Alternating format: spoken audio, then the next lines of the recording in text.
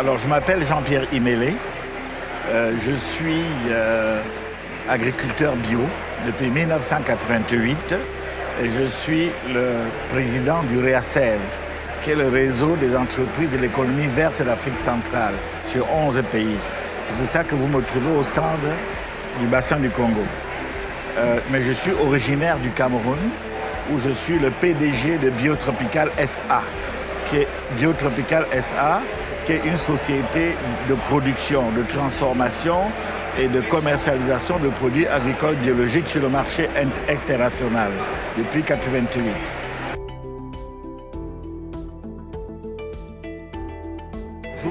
Je voudrais, avec votre permission, s'il vous plaît, je vais me permettre de rectifier votre question parce que vous commencez, vous me posez une question sur le commerce.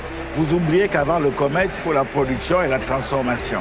Et donc, quand on parle de durabilité, il ne faut pas choisir un maillon intermédiaire sans vérifier comment sont les contraintes en amont du maillon intermédiaire. Et les grandes contraintes en matière de durabilité sont les systèmes de production. Comment est le système de production, de transformation? Comment sont les acteurs impliqués dans la chaîne de valeur de production agricole biologique qui est ma chaîne? Et donc, après, avant d'arriver au commerce, il faut regarder tout ça. Après, maintenant, il faut regarder également les coûts de production, les coûts de production totaux. Et il faut regarder l'environnement de production et de quelle manière les acteurs intermédiaires sont impliqués. Alors, dans votre question sur la durabilité, une des choses les plus importantes à faire, à mon avis, pour essayer pas de faire finir, mais d'atténuer, de réduire les effets négatifs, n'est-ce pas, du commerce injuste et de leur impact sur les changements climatiques, c'est de maîtriser les chaînes de valeur de tous les produits qui vont dans le marché international pour vérifier est-ce qu'on peut parler de durabilité dans un commerce qui est injuste et où l'impact de l'injustice, n'est-ce pas, va favoriser le changement climatique. Parce que quand on veut faire les choses bien, il faut que tous les acteurs de la chaîne trouvent une juste rémunération sur leur activité économique. S'il y a des ruptures dans la chaîne, ça ne peut pas fonctionner. C'est pour cela que le commerce mondial est affecté. Et tout ce que nous vivons aujourd'hui, que ce soit au niveau du climat ou des guerres, son origine principale vient de l'injustice dans l'acte d'échange international qui a commencé depuis très très longtemps. Je ne vais pas refaire l'histoire, mais nous savons tous comment ça a été. Et nous vivons une belle période. Moi, j'ai 65 ans. Nous vivons une belle période parce que c'est une période de questionnement où vous, les jeunes, vous posez les bonnes questions pour essayer de trouver les bonnes réponses à vos questions. Voilà. À mon avis, le premier agent de changement souvent est oublié. Le premier agent de changement, c'est le consommateur final dans les chaînes de valeur de commercialisation. Qu'est-ce qui se passe dans le commerce actuel? Les middlemen se comportent comme des voyous. C'est-à-dire qu'ils prennent une matière première chez un producteur du Sud, ils transforment plus ou moins, ils amènent ça chez un consommateur du Nord, mais qui ne connaît pas les contraintes des maillons de la chaîne de commercialisation et de production. Donc ils mentent à tout le monde. Ils mentent aux producteurs en lui expliquant que oui, ils vont mettre son produit, le valoriser sur le marché mondial. Et il ment au consommateur en lui expliquant que c'est très compliqué de faire ce qu'il fait et que ce qu'il fait là, il aide les pays du Sud alors qu'au passage, c'est lui qui prend toute la marge bénéficiaire.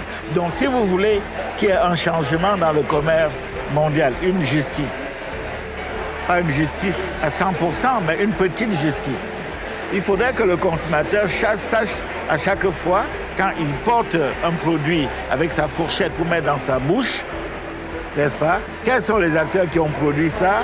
Est-ce que le bénéfice de son argent qu'il a déboursé pour acheter est parti chez les producteurs, chez les intermédiaires, au moins à 40-60%, hein? Et que ce n'est pas parti à 90% chez le middleman. Vous voyez, c'est ça. C'est là qu'il vient l'injustice du commerce mondial. C'est la grande injustice. Et le monde entier vit ça. Alors, de temps en temps, il y a un petit réveil chez les acteurs des chaînes de valeur et dans les manifestations comme ça, il y a un petit réveil où ils pensent qu'ils peuvent apporter un peu de justice. Mais ils ont tellement dégradé la confiance parce que pour faire de la justice, il faut de la confiance entre les acteurs. Les acteurs doivent avoir la confiance entre eux. Comme c'est trop dégradé, il n'y a pas de confiance.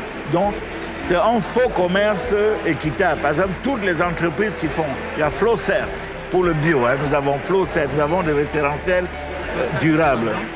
Flowcert, Fair Trade Labeling Organization, Netherlands, qui travaille sur le commerce équitable et les impacts climatiques et la question de la RSE, Corporate Social Responsibility. Toutes ces questions-là sont des questions qu'il faut regarder avec franchise, avec honnêteté. Il ne faut pas regarder ça comme ça. Il faut être franc, droit. Et là, ça peut marcher un peu.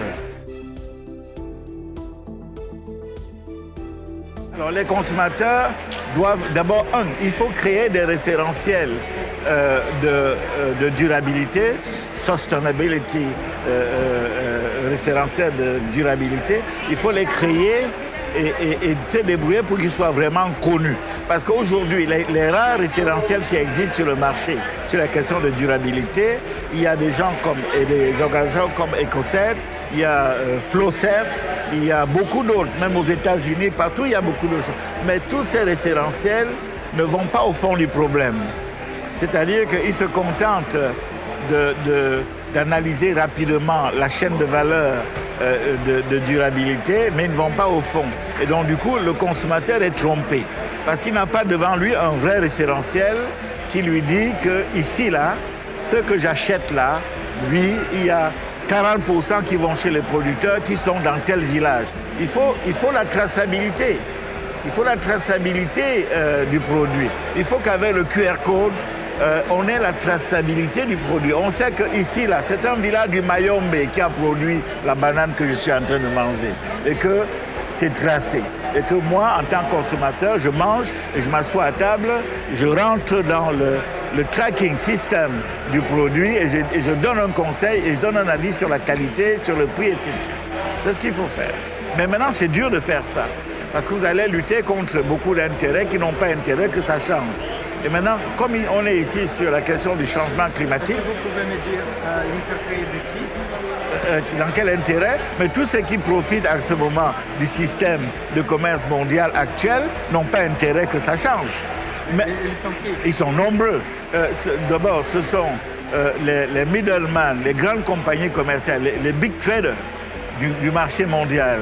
Il y a même les banques. Certaines banques qui font ce travail par ignorance, quelquefois. Et beaucoup de banques n'ont pas de spécialistes, par exemple, de l'agriculture biologique dans leur sein.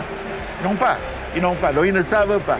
Et le rapport avec les nations de production, ça doit être un rapport de respect mutuel. Aujourd'hui, il n'y a pas un rapport de respect mutuel. Il y a un rapport, on vient dire à quelqu'un qu'on l'aide alors qu'il est plus riche que vous. Mais vous dites que vous venez l'aider. Non.